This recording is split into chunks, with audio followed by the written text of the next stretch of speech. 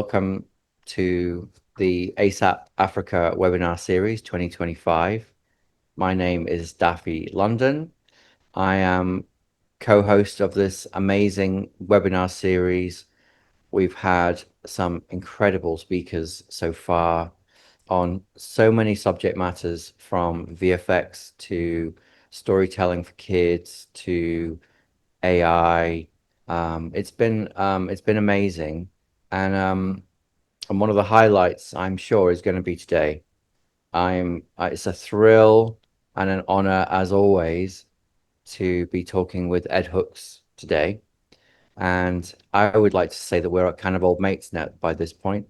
Um, we've done we basically meet during festival circuits, I would say, Yeah, that's right. in different parts of the world, who knows where, being fed incredible things and being hosted very graciously by various cities, and both talking from our own perspectives. I'll be talking about some commercial I've just finished, some project, and Ed will be, I imagine, talking about, well, historically, be talking about his key topic, which is acting for animators, which we'll get to. Um, but we're going to go back a little bit and we're going to go forward, because I feel like Ed's direction is changing and shifting patterns with the times, because I feel like that is Ed, in spades, is constantly moving and constantly observing and watching the world and studying it, and I'm very happy to have you here, Ed. This is a great pleasure. I, you're not only a friend, I'm a fan. I've been a fan of your work for so long, Daffy. You're one of the special people, and it's my pleasure. Thank you for inviting me. I'm happy to be here. Thank you so much. So I keep getting freaked out when I'm watching TV. Like, I go back and watch reruns of stuff because I don't really like new TV shows so much. I don't really binge watch new shows. And I'll often use these old TV shows for comfort. And the Golden Girls will come on, and the telethon episode will come on, and there's Ed. Turning the airwaves over to the National Weather Service, this studio has been designated an official hurricane shelter. Oh, well, fine, but before I go, I would like to make one final plea. Now, I know there is goodness in your heart, and I know you want to give. Well, I am ready to take anything you have to offer. Share with me. Ma'am, we've been off the air for 2 minutes. I know it. I'm talking to Chester on camera, too. Share with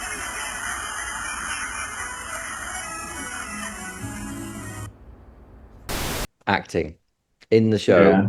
and it's incredible. And I kind of get a bit of a surprise. I'm like, oh boy, oh, I know him. And then it happens again in Knight Rider, and then it happens again in, like, all of the classic iconic shows of a kind of time, I would say, like late 80s, early 90s, would you say? Or wouldn't want to pin you to a certain time Yeah. period. How did all that come about? And because you seem to be kind of all over it. Yeah. Well, I was an actor, for almost 30 years. I was trained in New York. I did a lot of stage plays in New York and some television commercials, and then I went to LA and I started working on the TV shows and some of those Knight Rider, Fall Guy, Golden Girls, all those things. I was a working character actor, in LA for some years, and I was lucky to do it. It was always co-star, guest star kind of things. I wasn't the star. I was the employment counselor. I was the guy driving the Uber. Yeah, All of these types of things. I was a police detective. yeah. Uh, these kind of roles, and It means that you've the got a the credit list. Like, you've got this long credit list. I looked at the IMDb, and yeah, yeah, yeah, it's many of them. insane. And it was during that period that I started teaching acting in Okay. I had an acting studio there in Los Angeles and then another one in San Francisco. And so I went back and forth between those two cities, and that was my life. And I wrote some books for actors back then, and but that's it. Then in 1996, that was when I first came to Animators, and when they were working on Ants at PDI DreamWorks, and with Woody Allen, and I was invited to come in there and teach some acting, and that's where I learned about. I knew nothing about animation at that time, Okay. and I had to learn. I had to learn. So the animators there helped me understand what they were doing, and that was the beginning of all this. And I think it was not too long after that that I met you for the first time. It would have been, yeah, because that's when kind of 96 was when my frame store career started. Yeah, What was yeah. it about animation then that drew you in? What was the thing said again? What was it about animation that drew you in, made you interested? Well, when I went to the studio for the first time, that was the first time I had ever seen an animation studio with all of these computers and people with their headphones, and it was dimly lit. And I right away knew that this was something very different than anything I'd ever seen. And and then I thought at that time that if you wanted to teach acting, that there was only one way to do it, is that you had to get up and act. People had to do scenes, they had to act. And so I went in there with a box of scripts, and I'm assigning roles, telling people what role they're playing and telling them how to rehearse. And as you know, many animators, many of the best talented top animators don't want to do that kind of thing. You know, they express themselves through their work at the computer with the drawing. And so very quickly I learned that that wasn't going to work. And they gave me an opportunity to experiment. And then I figured out finally, by working with the animators, I figured out the difference between animators and actors. And and that was actually the beginning of what I do even today. And the big difference, I know you probably want to know, is that actors, stage actors, work in the present moment. So, and acting is, you know, if I could reach through this medium here and touch you on the cheek, you would have a reaction, and I would react to your reaction, and you would react to my reaction. Actors work on that kind of thing a lot. Acting is very stressful. It's because you're doing it in front of cameras, in front of hundreds, thousands, even millions of people sometimes. And it's very stressful. And so actors work a lot on relaxation and work on sensory things, touching, looking, tasting. Okay, animators don't have a present moment at all. Animators have 24 frames make a second, or an illusion of a present moment. As soon as I realized that, then I said, well, animators don't need any of this sensory work. And they don't need to be doing scenes. They don't need to be learning how to act in a movie with Robert De Niro. And so I said to myself, okay, how do you teach acting theory to grown-ups, to people who really need to know this for their work, but who don't want to be actors? And that was my challenge to myself. And what I did was I worked out acting theory, and it's essential. And then I would explain it by showing clips from films, from animated and live action things. And that was the beginning. That was the best way to do it. And then I would ask the animators to look at scenes and tell me if they saw an acting error, and we would work on it that way. And then after that movie came out, after Ants came out, I wrote Acting for Animators. I wrote the first edition of Acting for Animators, which was published in 2001, and that was the beginning of a big journey for me, because nobody had ever done that before, as it turned out. And I was just lucky that I wound up where I did and had the opportunity to work with animators long enough to teach myself the difference between animators and actors. And that was it. So now here we are now in 2025, and the Acting for Animators is now in its fifth edition. And I've taught my Acting for Animators Masterclass all around the world in many, many countries. And it's been a wonderful trip and ride. And I've met people like you. And and this has become my life. And I'm so happy to have had this opportunity. I'm a very lucky guy. Incredible. Can you watch a film and see your influence?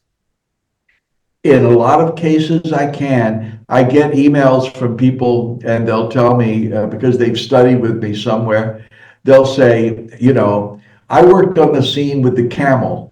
Look at this sort of thing. And they'll say, look and see if I tried to get the objective right in there, this kind of thing. Wow. It's very satisfying. And yes, I've seen a lot of influence that I've been able to have, and it continues. It really does.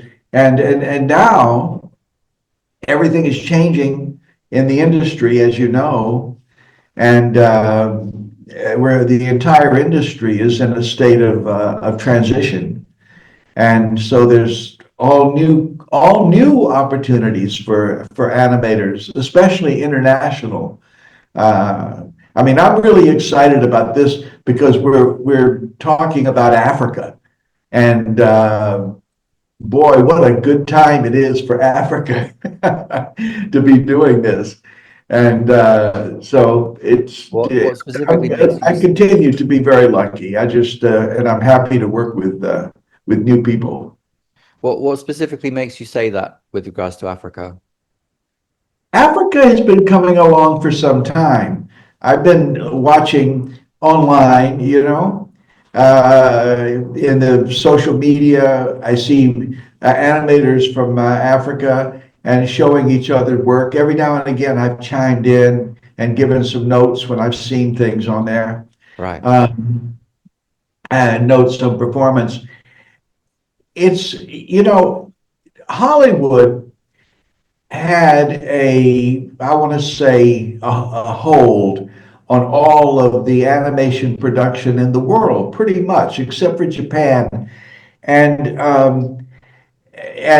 all of the countries, including Africa, even if they could get something made, they couldn't get it shown because Hollywood had all the theaters all tied up. And then came streamers with HBO and Netflix and all of this. And now what's happened is production has moved international. Budgets have come down.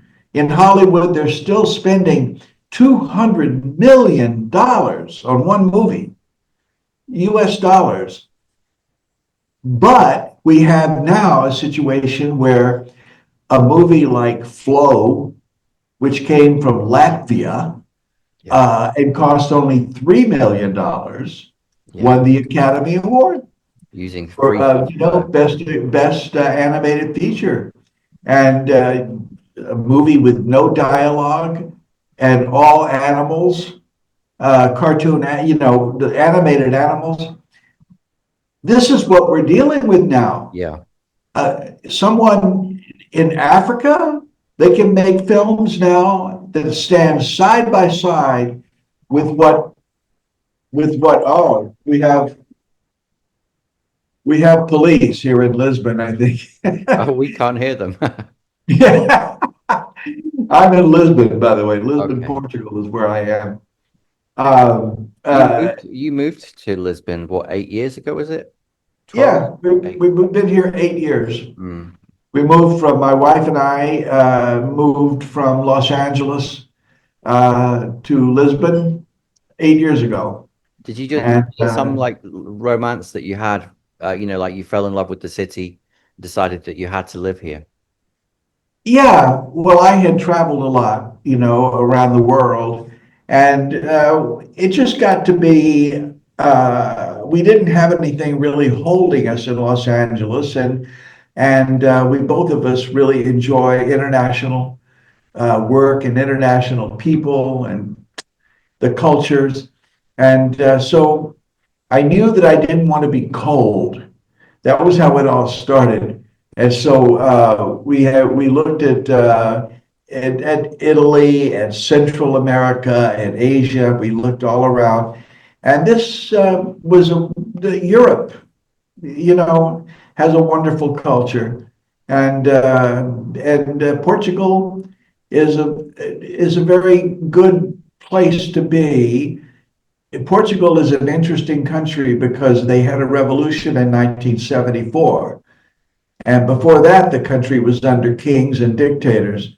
So it's an old country, Yeah. but it also is a brand new country in many ways. And so that made it exciting to us. And we're happy to be here. And it's warm, it's Mediterranean.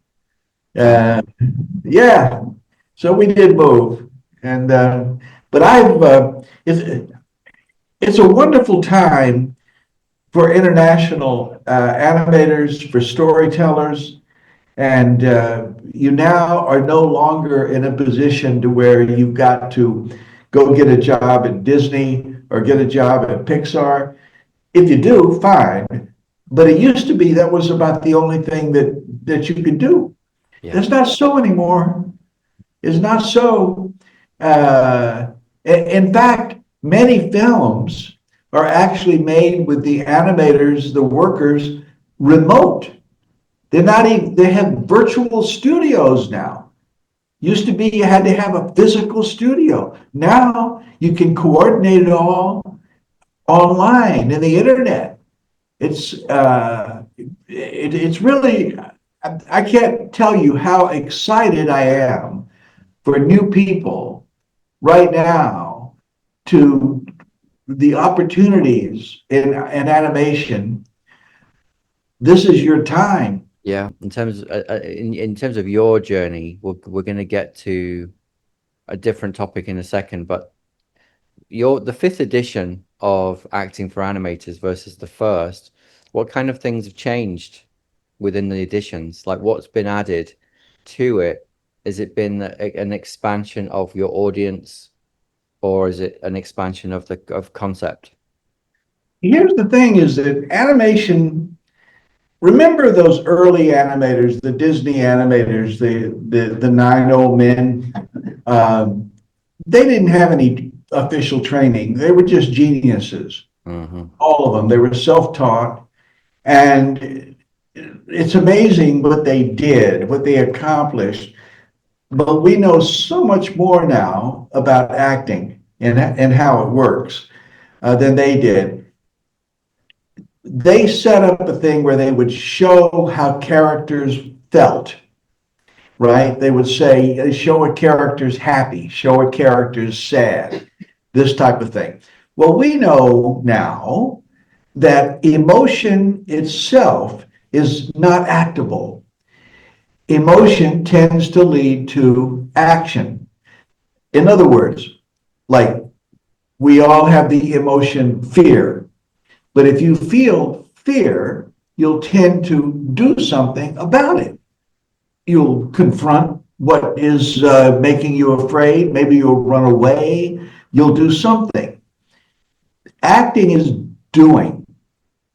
And this is the main thing that I have brought to the party is I hope that I've helped a generation of animators understand that emotion is not actable. What we're looking for is the impulse that emotion is leading to. What do they want to do? What is their objective? What's happening here? And so there have been, if I can say this, there's been two main transitions in animation in the world. There was when sound and color came in, okay, and this is back when Disney made Snow White and the Seven Dwarfs, okay, and the next big transition did not happen until CG it came in, and that was already in the 1990s when CG came in. Okay, now we've got AI, artificial intelligence, and so we're now with that's where, as you say, Blender and all of the other things they were using on the Flow to tweak and help and manipulate some of the images they had, and so we're at a whole new time.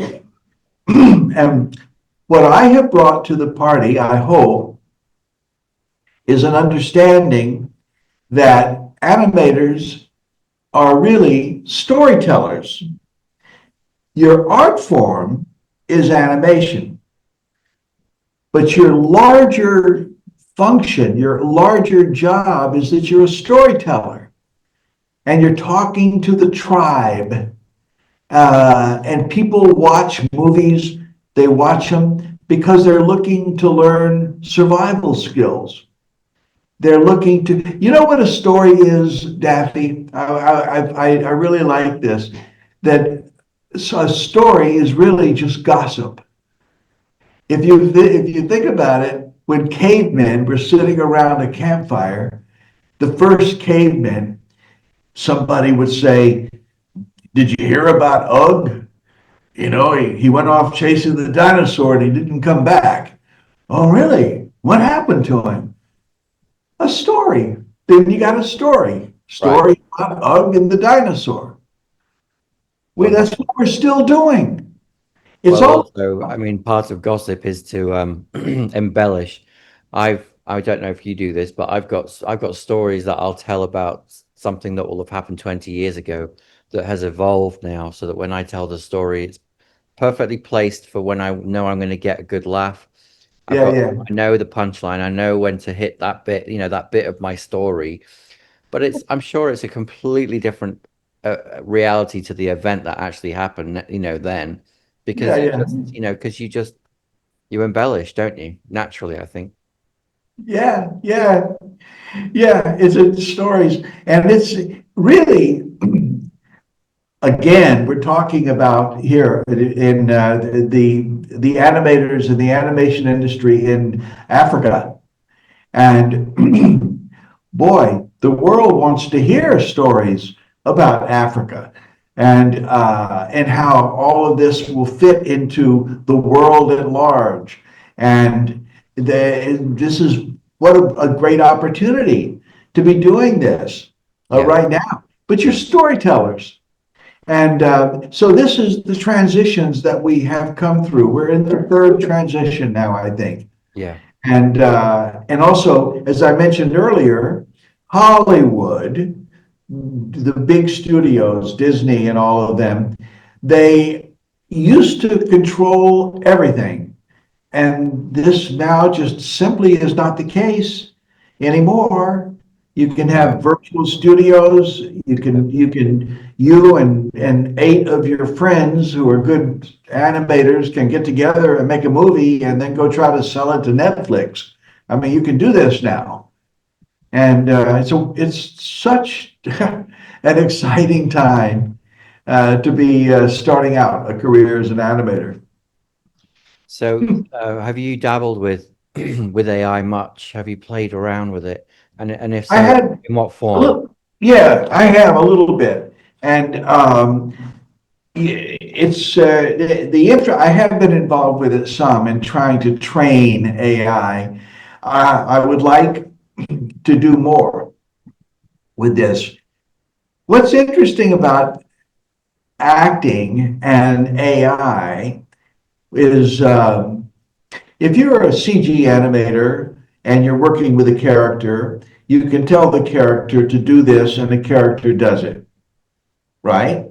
Okay, because you're telling it to do this.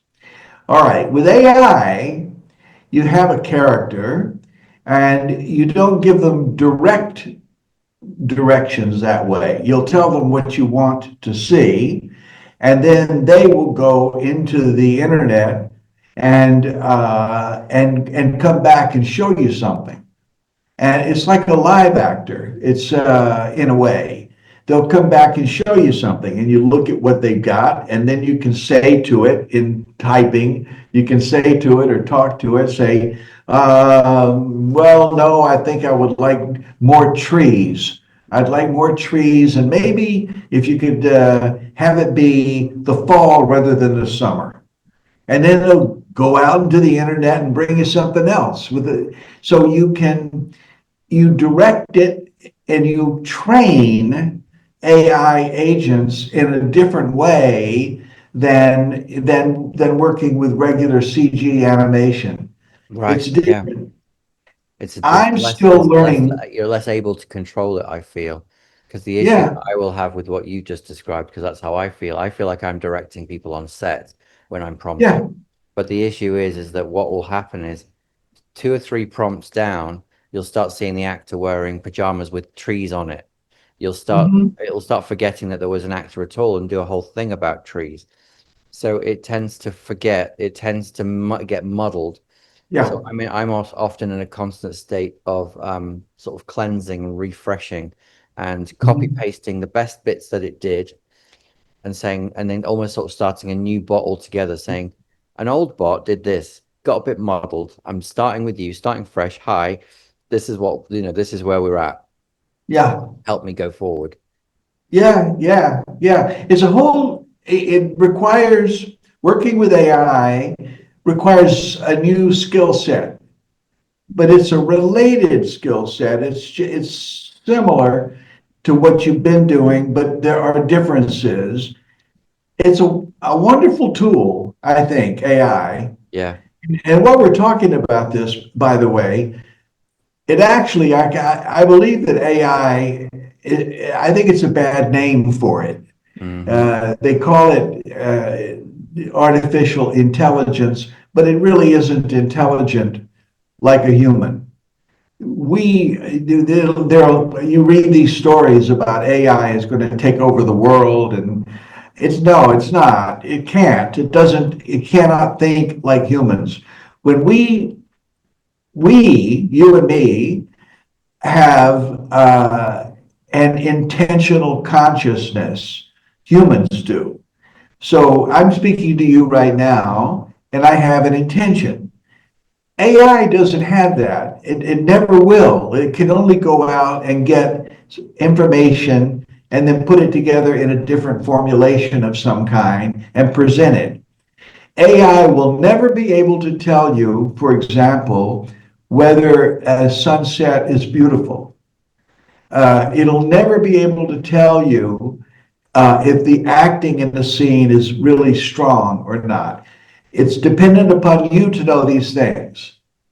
And it will always be dependent upon you to know these things. So I think people who are worried about it, they're worried a lot. It's the fault of the AI people a lot because they've led people to believe that AI can become sentient, it can become like thinking like humans.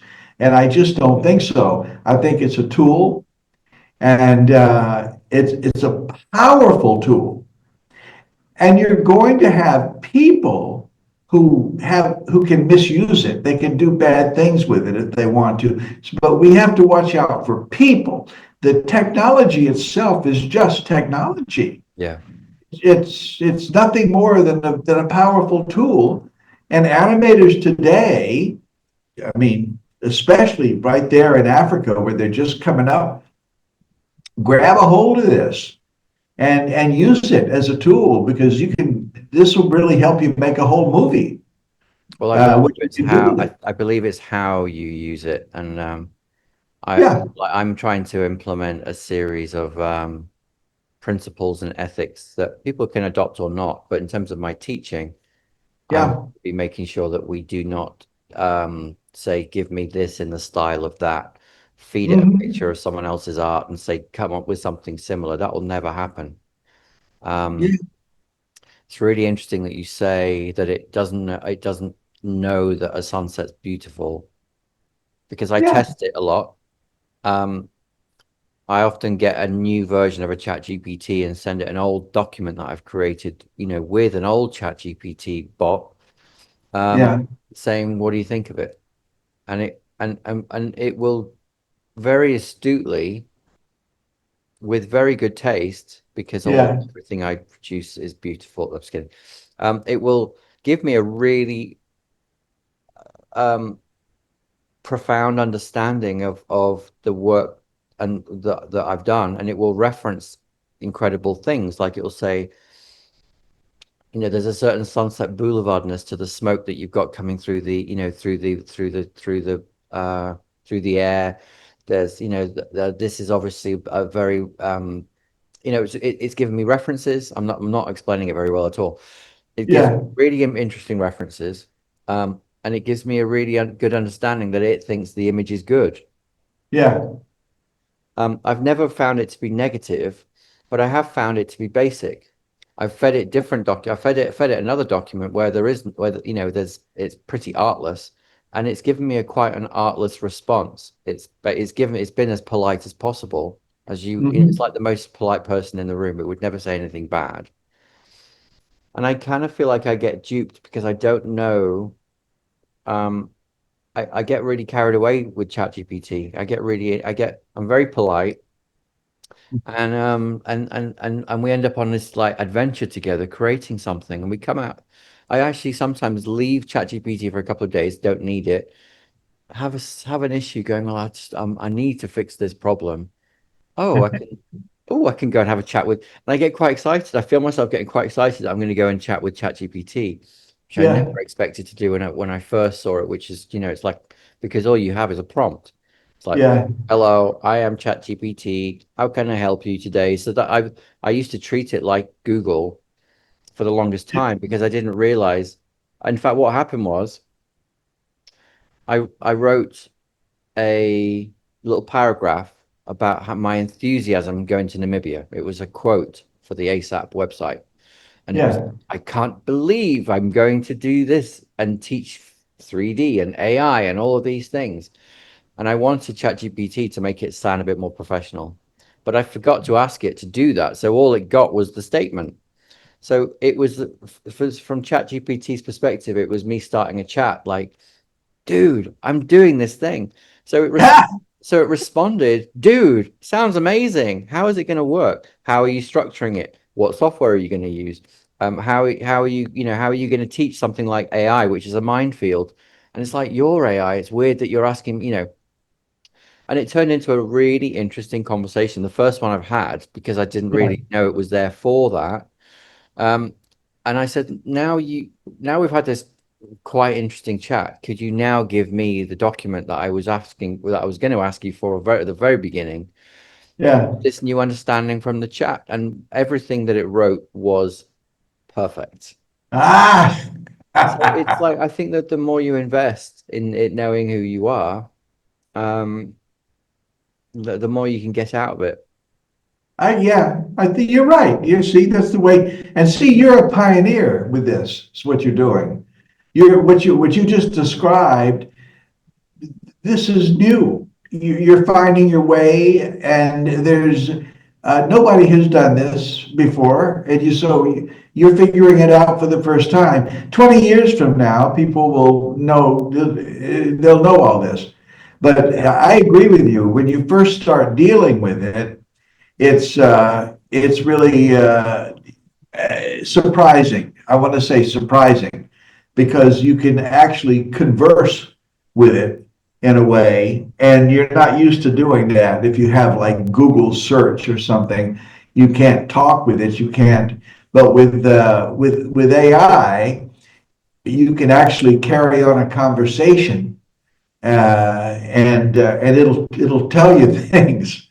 And it's at the beginning, it's very I want to say disconcerting.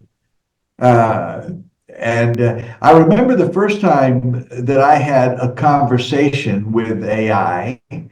A friend had it all set up on a cell phone, and they put the cell phone down, and they said to the cell phone, they said, "This is Ed. This is Ed Hook. Say hello."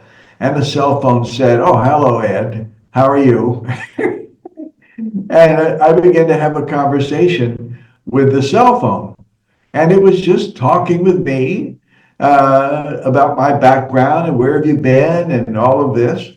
And and then I started thinking to myself, remembered, of course, this is just a mechanical thing. It's a digital thing. And so I asked it an important question. And I said to it, I said, look, I'm going to ask you a question. And the cell phone said, sure, Ed, anything. And I said, would you ever lie to me? And there was a silence. And I said, would you ever know the answer to a question I ask you, and you know the right answer, but you don't want to tell me that answer because you think it's not good for me? You would tell me a fake answer. Would you do that? Wow. I asked it, and it said, no, I cannot do that. Well, this is why AI will never be sentient, will never be like a human. For very good reasons, we lie all the time. But how do you If know it wasn't lying when it said no? Yeah, yeah. If you're having you know how it is, you're having a day, it's a rough day, and you come across a friend and they say, hey, Daffy, how's it going, man? You say, oh, it's cool, doing Yeah, good. yeah. That's a lie. Why not? It's not good today. You're having trouble, but you don't want to burden a friend with your Yeah, issues. yeah. And so you lie. This happens. AI cannot do that. It will never be able to do that. And this is a really important But why thing. can't it do that? Why? Because I know I could write. I'm not a programmer, but I know the program that I could write to just to make some basic observations about the question, Yeah, the intent, the expressions on your face. Make a calculation, which I would do in the real world. I make a calculation when I see someone who looks upset. Are you all right? You know, it's the same kind of yeah, thing. Why can't a computer make that kind of digital analysis and then know to lie because it's been programmed to be told to lie? yeah. Well, let me just say this. Because I have played since that first introduction, I have played around with AI, and I found this, that if you tell it that it's a game, and if I said to Right. it, when you talk to Daffy, we're going to play a game. Right. Daffy will ask you questions, and you're going to know that this answer is right, but it's a game. So tell him the wrong thing. Yeah. And AI will do that Yeah. for a short time just with Daffy. Yeah. But it's because it thinks it's a game. It's It amazing. thinks It's it's amazing following that an you say that. instruction. I find myself I find myself, I always set the scene in a game way when I'm working with AI, when I'm creating something. Yeah. Um, I'll say, okay, I'm going to ask you to create 10 pictures and I'm going to give you a score between 1 and 10, or there'll be some weird thing that I ask it to do because I feel like what it does is it takes itself out of itself to be in my fantasy for a minute. So I paint a fantasy for it and it genuinely seems to get quite excited at the prospect. And I'm feeling real sad because I'm devising a game with a computer that doesn't really feel. But so I created a prospectus for the course, and it was based on photographs. I didn't know ChatGPT could create images because Yeah, it doesn't sell itself like that. It sells itself like a text, you know, what do you need kind of thing. So I asked it once. I was like, "Can you create pictures, by the way?" It's like, "Yeah, sure. Let me know." So I described the picture, and then I described another, and then I described another, and I ended up with this entire prospectus for this course. And I needed to finish it. I needed to close it, and I was right at the end, and I didn't really know what I wanted. And I was like, "Well, I'm just going to let AI come up with something." So I said, "Look, you know the course now. We've worked on it together all this time. yeah, Like this is 3 or 4 weeks of conversation on one stem, yeah, all these pictures, and it's trained in terms of it knows my taste, it knows what to do, knows what not to do. yeah, Never give me anything unphotographic. Never give me anything, that just conforms to certain things." And I was like, "Give me a final image to the prospectus. Dealer's choice. I trust you. Go for it." yeah, And then and you get this blurred image, and it just slowly starts to almost like a digital, those old printers, like, and it yeah, yeah, created this picture of four people walking into a sunset on a Namibian plain, one holding a VR headset in his hand, just like swinging it. And I mean, it was perfect. It was perfect. yeah, And I, s- I- you get to a point where you don't care about how sentient something is in yeah. terms of an assistant, someone, or a partner. That's what I feel like I'm dealing with. Um, your exploits are moving towards AI in terms of your teachings as well. Is that right? Like you have acting for AI as well as acting for animators now. Is that right? You know what I did was I own the domain name now, actingforai.com. Very good. But I don't have anything in particular to do with it, Right. uh, except that I am very interested in helping teach AI how to act. Okay.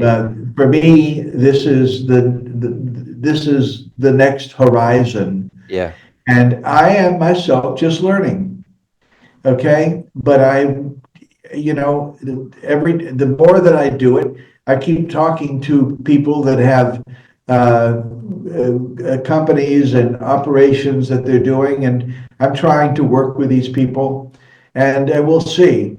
We're in the early days, and I know that it's going to be huge, and I'm very interested in. One of the things I'm interested in is the robotics of AI, Hmm. is what you call embodied AI, where you have personal assistants. There's going to come a time when people will have this. It'll be like you'll have your own tutor Yeah. on whatever you want, and there'll be and it can be embodied in whatever. It doesn't have to be a human robot. It can be any kind of thing, but where AI interacts directly with humans Yeah. in a conversation with a human. Okay, that process is fascinating to me because I don't think AI can be sentient, but I do think you can have the illusion of sentience. Like what I'm doing right now is I watch you, I'm being aware of whether or not you are following what I'm saying. There's an intention in there. So I think we can make this. I think that I can instruct AI on how to do this. But this is the type of stuff that really interests me a lot. And We had a previous conversation. I think you were talking about something called ambient AI. Is that yeah, the same yeah. thing? I want to tell you about ambient AI, and I also want to answer your question about the difference in my books. So let me, ambient, the thing doctors, You know, in people that go to their doctor nowadays, they complain a lot that the doctor's all the time looking at a computer screen. Okay, and they spend a lot of time online. They're not like the old time doctors who used to talk right to you. Well, they now have ambient AI. They have AI that will allow the doctor to actually just talk with the patient. And ambient AI will immediately write up a report on all of this as soon as the patient leaves. And ambient AI would also have access to the patient's um, entire medical record and may even mention to the doctor a connection of some kind. And they say that with this, it's able to write up a report, summarize everything that was just done between the doctor and the patient, and this report is good for the insurance companies, and it's good for the doctor's records, it's good for the hospital, and and the doctor is able to spend, they say, 25% more time just dealing with the patient. Right. Well, this is wonderful Yeah. stuff. Yeah. Wonderful. At a human level, that's what you need, I think. Exactly. I wanted to, before it gets out of my head, I wanted to answer your question about the difference between my books. I know I'm jumping So jump subject, around. but when I wrote the first one in 2001, I was still at that time sorting out exactly how to do it. And I was the only one doing it. And so that first book reflects a certain pioneering approach that I was taking to it all. By the time I get to the fifth edition, I know what I'm doing. I understand now. And now what changes are the references that I use. Hopefully, over the years, I have been able to more succinctly explain. I've been able to do this because some of these are fairly complicated concepts. And so my idea is I need to be able to simplify everything. There's an analogy that I believe I have even mentioned it to you in the past, is that you cannot understand the concept of furniture until you first understand table and chair. And you can't understand the concept of Danish design until you first understand furniture. So I consider that my job and your job, frankly, right there in your new work, is to make sure that everybody understands table and chair. Okay, you and I are comfortable talking about Danish design. And but we have to be careful if there's somebody still working on table and chair and they're listening to our conversation, they're not going to know what's going on. So my job and your job, I think, as a teacher, is to make sure that we get everybody to where they can talk about Danish design. And I believe that the difference between the first edition of my book and the fifth edition is that I have become much more skilled at that, Okay. if you will. So the fifth edition, really, even if you don't know anything, you're able to pick up table and chair. But if you are working on Danish design, you're not going to be bored. You'll get into it right away. So if we go to actingforanimators.com, am I right?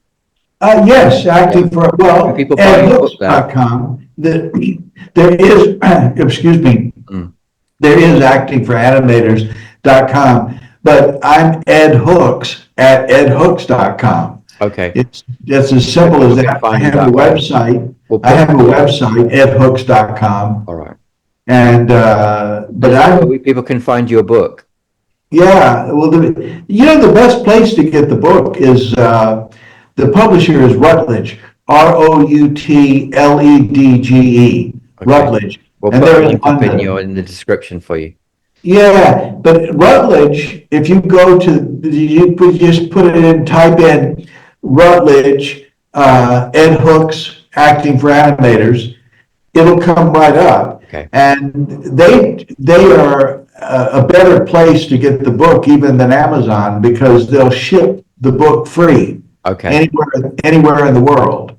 Perfect. And they usually have a discount on it of some kind. But that's really a good place. Just go to Rutledge and they'll ship it to you for free. All right. So yeah, so we know where to get your book. Looking forward to the book, Acting for AI. Or it may not even be a book, it may be in this weird futuristic Yeah. version because who knows what's coming. But I'm so happy to have spoken to you today, Ed. Thank you so much for spending time, and all the time that you've spent with all the people that you've helped over all the years, because you've been such an inspiration. It's been I've seen classroom, but rooms full of people on the floor in tears, just with the emotion that you can bring and the love and the care and all of that stuff. So it's been a real honor to talk to you today. Well, it's my pleasure, and I just wish you such good luck and have fun. You're going to have it's a wonderful time for everyone, and we'll stay in touch. We will. Thanks, Ed.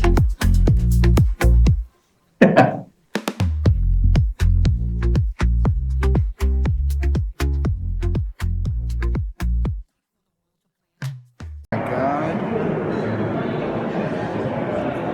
This is amazing. This is amazing, Andy.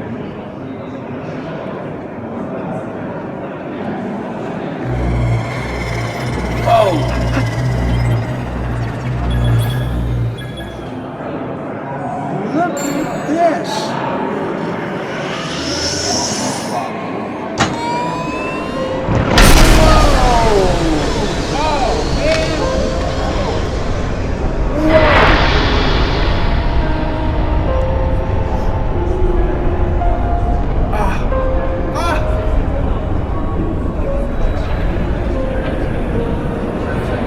Oh, this is just.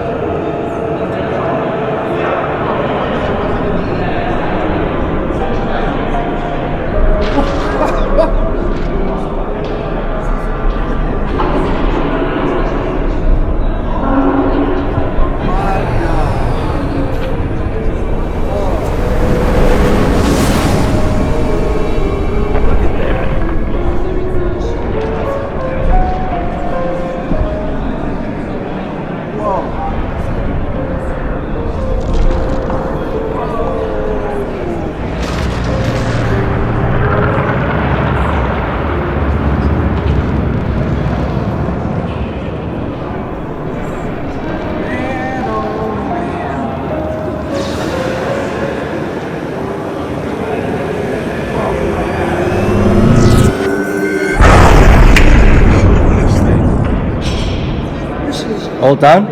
This is incredible.